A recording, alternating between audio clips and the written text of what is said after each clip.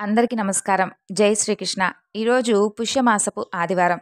పరమ పవిత్రమైనటువంటి ఈ రోజున ఆదివారం రోజున తప్పకుండా వినవలసినటువంటి కథల్లో ఈ కథ ఒకటి. కాబట్టి ఈ కథను ఎవరైతే భక్తి శ్రద్ధలతో వింటారో వారికి స్వామివారి యొక్క సంపూర్ణమైనటువంటి అనుగ్రహం కలుగుతుంది. పూర్వకాలమున ఒక బ్రాహ్మణుడు ఉండేవాడు. అతని పేరు నాగంభట్టు. ఆయనకు ఒక పుత్రుడు, ఒక పుత్రిక ఉన్నారు.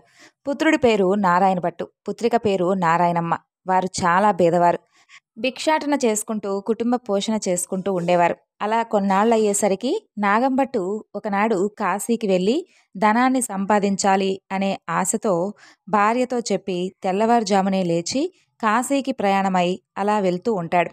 వెళ్ళగా వెళ్ళగా కొంత దూరం వెళ్ళేసరికి దారిలో అతనికి సూత మహర్షి, వ్యాసుల వారు, నారదుల వారు ప్రత్యక్షమై, "ఓ బ్రాహ్మణుడా, ఎక్కడకు అలా వెళ్తూ ఉన్నావు?" అని అడుగుతారు. "అయ్యా, నేను కాశీకి ధనం సంపాదించాలి అనే ఆశతో వెళ్తున్నాను" అని చెప్పి నాగంభట్టు చెబుతాడు. అప్పుడు వారు, "ఓరి వెర్రి బ్రాహ్మణుడా, కాశీకి వెళ్తే నీకు ధనం ఎవరైనా మూటగట్టి ఏమైనా ఇస్తారా ఏమిటి? కాశీకి వెళ్తే గంగా స్నానం దొరుకుతుంది, విశ్వేశ్వరుడు యొక్క దర్శనం దొరుకుతుంది, అన్నపూర్ణమ్మ తల్లి దర్శనం దొరుకుతుంది. దాని గురించి వదిలే కానీ మేము నీకొక కథ చెబుతాం, వింటావా?" అని అడుగుతారు. అప్పుడు నాగంభట్టు, "స్వామి, మీరు ఏ దేవుడి కథ వివరించాలనుకుంటున్నారో చెప్పండి, తప్పకుండా వింటాను" అని వేడుకుంటాడు. ఇది రామదేవుని కథ. పూర్వకాలమున కోసల రాజ్యం ఉండేది. ఆ రాజ్యాన్ని పాలించే దశరథ మహారాజు ఉండేవాడు. ఆయన సంతానం కోసమై పుత్రకామేష్టి యాగాన్ని చేశాడు. అయితే అందుకు దేవతలు ప్రత్యక్షమై అతనికి ఒక పాయస పాత్ర ఇచ్చారు. అది పట్టుకుని వెళ్ళి తన భార్యలైనటువంటి కౌసల్య, సుమిత్ర, కైకేయి అనే 3 భార్యలకు ఇచ్చాడు. వారు ముగ్గురు కూడా భుజించగానే గర్భవతులవుతారు. 9 మాసాలు నిండగానే చైత్ర శుద్ధ నవమి నాడు పునర్వసు నక్షత్రమున శ్రీరామ, లక్ష్మణ, భరత, శత్రుఘ్నులు అనేటటువంటి 4 కుమారులు జన్మిస్తారు. వారు దినదిన ప్రవర్ధమానులై బాలచంద్రుడి వలె పెరుగుతూ ఉండేవారు. కొన్నాళ్ళయ్యేసరికి విశ్వామిత్రుడొచ్చి రామలక్ష్మణులిద్దరినీ కూడా యాగ సంరక్షణార్థనై తనతో పంపమంటూ దశరథ మహారాజును అడగగా, విశ్వామిత్రుడితో రామలక్ష్మణులను పంపేందుకై దశరథుడు అంగీకరించగా ఆ ముని వారిద్దరికీ కూడా బల, అతిబల అనే విద్యలను నేర్పించాడు. ఇక రాముడు తాటకిని చంపి పరమేశ్వరుడు విల్లు విరిచి సీతను వివాహమాడి అహల్యను శాప విమోచనం చేసి పరశురాముని గర్వభంగం చేసి కైకవరం చేత 14 ఏళ్లు అరణ్యవాసంలో ఉండగా రావణాసురుడు సీతనెత్తుకొని పోగా లంకాపురమునకేగి లంకా దహనం చేసి రావణాసురుని వధించి విభీషణుడుకు పట్టం కట్టి తిరిగి వచ్చి పట్టాభిషిక్తుడై సుఖంగా రాజ్యాన్ని ఏలుతూ ఉండేవాడు. ఇది రామదేవుడి కథగా చెప్పి 5 లక్ష్మీ వారాలు పూజ చేసి ఆవు నేతితో దీపం పెట్టి ఆవు పాలు, గోధుమ రవ్వ, పంచదార కలిపి 5 ఉండలుగా ప్రసాదం చేసి రామదేవుడికి నైవేద్యంగా పెట్టాలి. 1 ఉండ రామదేవుడికి, 1 ఉండ బ్రాహ్మణుడికి, 1 ఉండ ముత్తైదువుకి, 1 ఇరుగు పొరుగు వారికి, 1 ఉండ భార్య పిల్లలు తినాలి. ఈ విధంగా 5 లక్ష్మీ వారాలు పూజ చేయాలి. నిత్యము కూడా రామదేవుని కథ చెప్పుకున్న వారికి అష్టైశ్వర్యాలతో, ఇష్ట సంపదలతో తూలతూగుతారు. ఈ విధంగా ఈ కథ అంతా కూడా చెప్పి నారదుల వారు అలాగే వ్యాస మహర్షి వారు వారి దారిని వారు వెళ్ళిపోతారు. ఇక నాగంభట్టు అక్కడి నుండి తిరిగి ఇంటికి వెళ్ళిపోతాడు. తరువాత కొన్ని రోజులు అయ్యాక కాశీకి వెళ్ళాలి అనుకున్నటువంటి అతని ఆలోచన మానుకొని ఇంట్లోనే ఉంటాడు. మరలా కొంతకాలం అయ్యేసరికి కాశీకి వెళ్ళాలి అనుకునేటటువంటి ఆలోచన బలమైపోయి మరలా కాశీకి వెళ్ళాలి అనుకుని ఒక కావిడను భుజం మీద వేసుకొని కుమారుణ్ణి, కుమార్తెను పిలిచి, "అబ్బాయి, అమ్మాయి, మీరు రామదేవుడి కథను విడిచిపెట్టకుండా శ్రద్ధగా చెప్పుకుంటూ ఉండమని చెప్పి నారాయణమ్మతోనూ నారాయణ భట్టుతోనూ చెప్పి కాశీకి ప్రయాణమై వెళ్ళిపోతాడు నాగంభట్టు. ఆ మరునాడు కుమారుడు ఆయవారానికి వెళ్ళి వచ్చి, "అమ్మా, రామదేవుడి కథ గురించి చెబుతాను, విందుగాని రామ్మా" అని పిలుస్తాడు. "చూడు నాయనా, వంట వేళ, పొద్దున్నే దాసి పాచి పనికి వచ్చేటటువంటి వేళ అయింది. ఇప్పుడు నేను కథ వినేటటువంటి సమయం నాకు లేదు. మధ్యాహ్నం కథ చెబుతావు కదా, అప్పుడు వింటానులే" అని చెబుతుంది. అప్పుడు మరలా నారాయణ భట్టు మధ్యాహ్న సమయానికి, "అమ్మా, ఇప్పుడైనా కథ చెబుతున్నాను, విందుగాని రావమ్మా" అని పిలుస్తాడు. "ఇప్పుడేమి కథ నాయనా, పడకవేళ, నిద్రవేళ, ఇప్పుడు నేను ఈ కథ వినలేను" ఆమె ఏసుడించుకుంటుంది. అందుకు రామదేవుడికి కోపం వచ్చి, వారికి వచ్చినటువంటి ఐశ్వర్యాలు ఏ విధంగా అయితే వచ్చాయో అదే విధంగా వెళ్ళిపోగాక అని రామదేవుడు శపిస్తాడు. ఆ విధంగా వారింట్లో ఉన్నటువంటి బిందెలు, చెంబులు, గిన్నెలు అన్నీ కూడా దొర్లుకుంటూ ఇరుగు పొరుగు వారి ఇళ్ళకు వెళ్ళిపోతాయి. అయితే వారింట్లో నుండి పూర్వం నుండి వస్తున్నటువంటి ఒక ముష్టెత్తుకునేటటువంటి ఒక చిల్లు రాగి చెంబు కూడా దొర్లుకుంటూ వెళ్ళిపోతూ ఉంటుంది. అప్పుడు నారాయణమ్మ చూసి, అమ్మా కనీసం అదైనా ఉంచవే అని చెప్పి అడుగుతుంది. అప్పుడు ఆ తల్లి, కనీసం అదైనా ఉంచు రామదేవుడా తండ్రి అంటూ వేడుకోగా ఆ చెంబు తప్ప మిగతావన్నీ కూడా వాళ్ళ ఇంట్లో ఉన్నటువంటి వస్తువులన్నీ కూడా వెళ్ళిపోతాయి. ఇక వారి గూటిలో ఉన్నటువంటి వెండి కంచం కూడా దొర్లిపోతూ ఉండగా అప్పుడు ఆమె ఆ కంచం అంచు పట్టుకొని లాగుతుంది. సగం అంచు వారికి, సగం అంచు పొరుగు వారికి వెళ్ళిపోతుంది. అయితే మరునాటి ఉదయాన ఆమె వారింటికి నిప్పు కోసం వెళ్తుంది. వారింట్లో ఉన్నటువంటి కంచం అంచు మాదే అని చెప్పి అంటుంది. మీ కంచం అంచు మా ఇంటికి ఎలా వచ్చింది? మేమేమైనా మీ ఇంటికి వచ్చామా? మీరు మా ఇంటికి వచ్చారా? కాబట్టి ఆ కంచం మా ఇంట్లో ఉంది కాబట్టి అది మాదే అని అంటారు. అలా కాదు, మా ఇంట్లో కూడా కంచం అంచు ఉంది, పట్టుకొని వస్తానని చెప్పి రెండు కూడా దగ్గర పెట్టి చూడగా రెండు అతుక్కుంటాయి. మాదని చెప్పి వారు పుచ్చుకుంటారు. ఇక సిగ్గుపడి లజ్జపడి నారాయణ భట్టు తల్లి ఇంటికి వస్తుంది. అప్పుడు కుమారుడు చూసి, ఏమన్నారమ్మా అని అడగగా, అది వారిదే అని చెప్పి వారే పుచ్చుకున్నారు నాయన అని చెబుతుంది. అప్పుడు కుమారుడు, ఇప్పుడైనా కనీసం రామదేవుడి కథవి చెబుతాను, శ్రద్ధగా వినమ్మా అని అడుగుతాడు. నేను కథ వినను, కాకరకాయ వినను, ఏ పని పాటో చేసుకొని బ్రతుకుతాను, కానీ ఆ రామదేవుడి కథ మాత్రం నేను వినను అని చెబుతుంది. అప్పుడు ఎలా వచ్చినటువంటి ఐశ్వర్యం అలా మొత్తం ఊడ్చుకొని వెళ్ళిపోతుంది. నీ చెల్లెల్ని మాత్రం తీసుకొని ఎక్కడికైనా వెళ్ళి ఎవరికైనా ఇచ్చి వివాహం చేయి నాయనా అని చెబుతుంది. ఇక తల్లి ఆజ్ఞ ప్రకారంగా నారాయణ భట్టు తన చెల్లెల్ని తీసుకొని ప్రయాణమవుతాడు.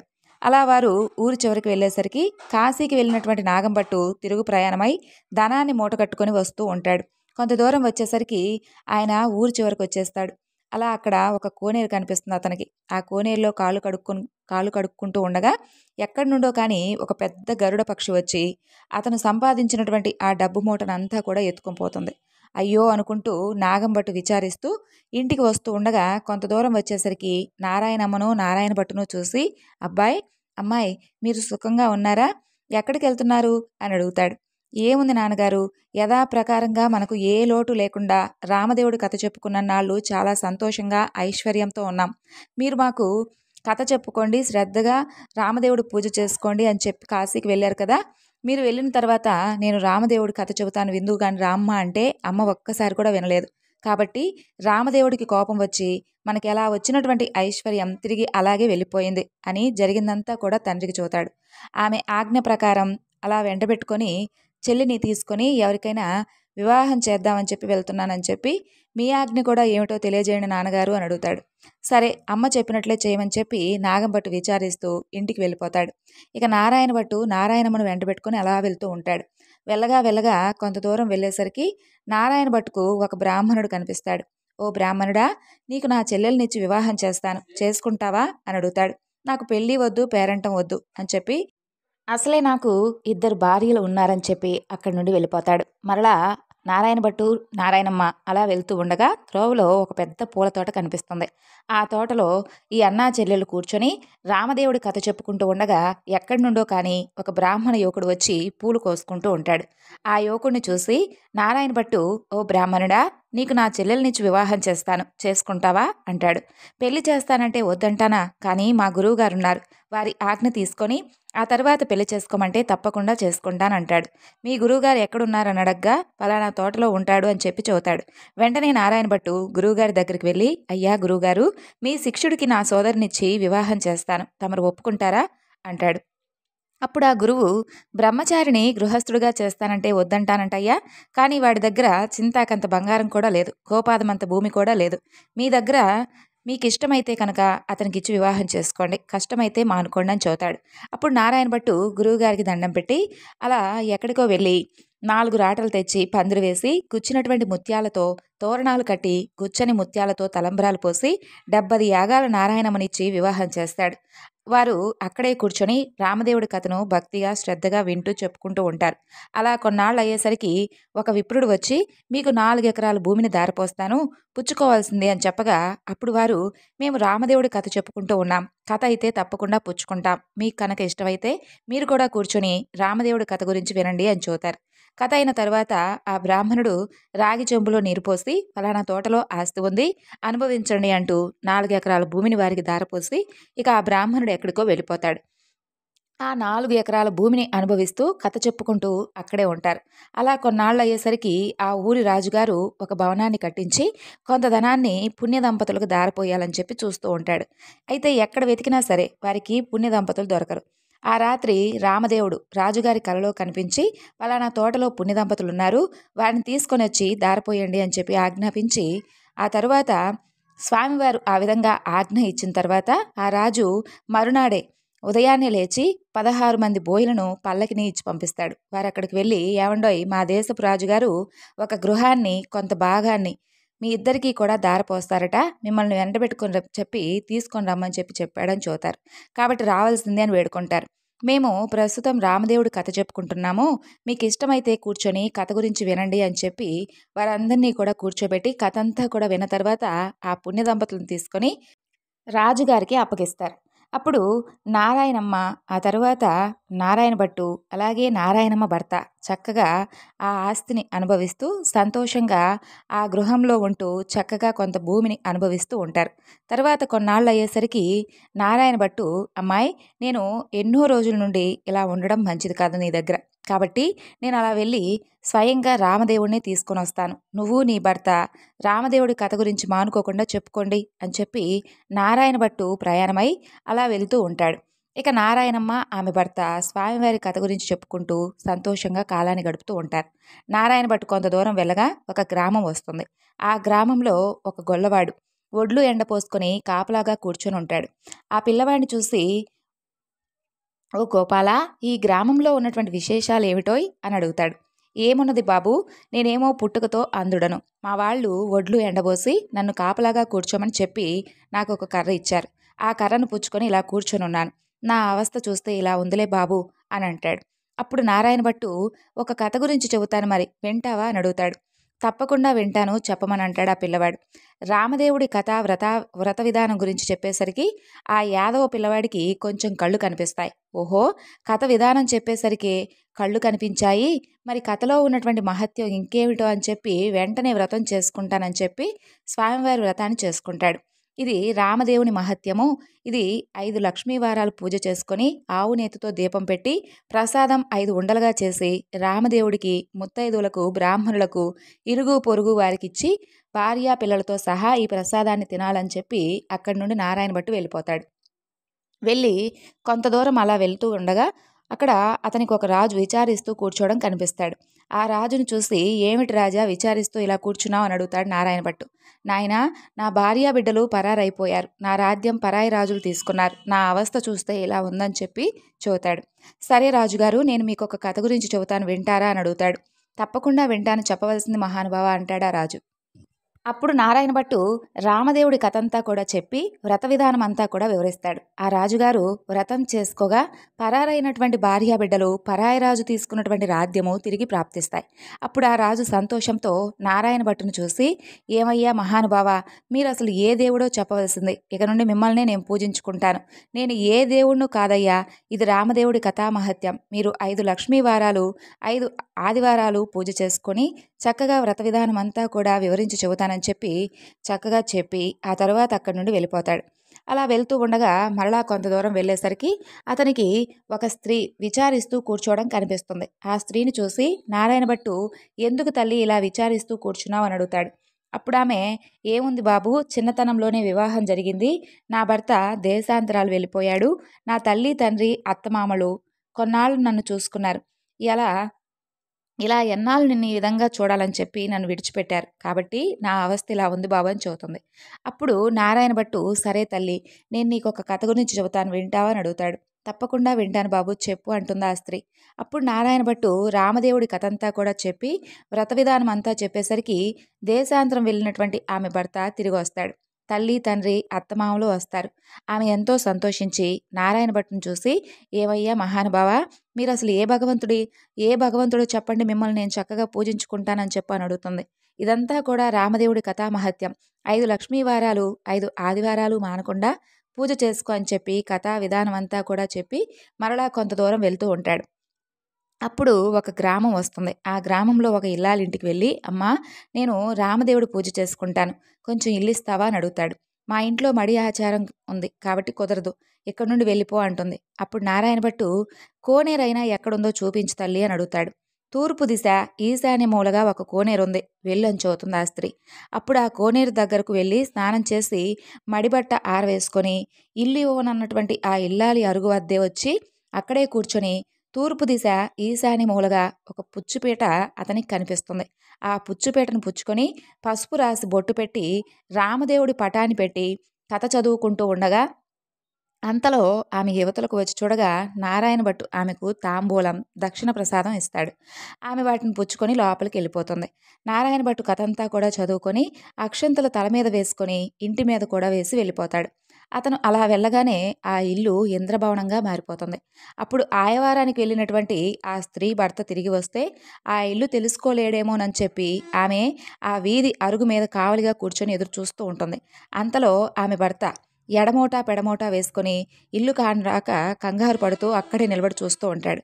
అప్పుడు ఆమె చూసి, ఇది మన ఇల్లే రావయ్యా అంటూ పిలుస్తుంది. ఇది మన ఇల్లు కాదు, నేను రానని చెప్పి ఆమె భర్త చెబుతాడు. ఇది మన ఇల్లే అని చెప్పి, ఎందుకు ఈ విధంగా జరిగిందో చెబుతాను వినండి. ఎక్కడి నుండో కానీ ఒక బ్రాహ్మణుడు వచ్చాడు. వచ్చి పూజ చేసుకుంటాను, ఇల్లు ఇవ్వమని చెప్పి అని అడిగాడు. అప్పుడు నేను ఇవ్వనని చెప్పాను. అప్పుడు అతను కనీసం ఒక కోనేరైనా చూపించు తల్లి అని అడిగాడు. అప్పుడు నేను తూర్పు దిశగా ఈశాన్య మూల కోనేరుంది కదా, అక్కడ కోనేరుందని చెప్పాను. అతను ఆ కోనేరు దగ్గరకు వెళ్ళి స్నానం చేసి మడిబట్ట ఆరేసుకొని మన అరుగు మీదకు వచ్చి ఒక పీటకు పసుపు రాసి బొట్లు పెట్టి తూర్పు దిశ ఈశాన్య మూలగా పెట్టి అక్కడ ఒక రామదేవుడి పటాన్ని పెట్టి పూజ చేసుకొని చక్కగా ఆవు పాలు గోధుమ నూక పంచదారను కలిపి ప్రసాదంగా చేసి రామదేవుడికి నైవేద్యంగా పెట్టి ఏదో కథ చెప్పుకున్నాడు. నేను బయటకు వచ్చేసరికి తాంబూలాది దక్షిణ ప్రసాదాలు నాకు ఇచ్చాడు.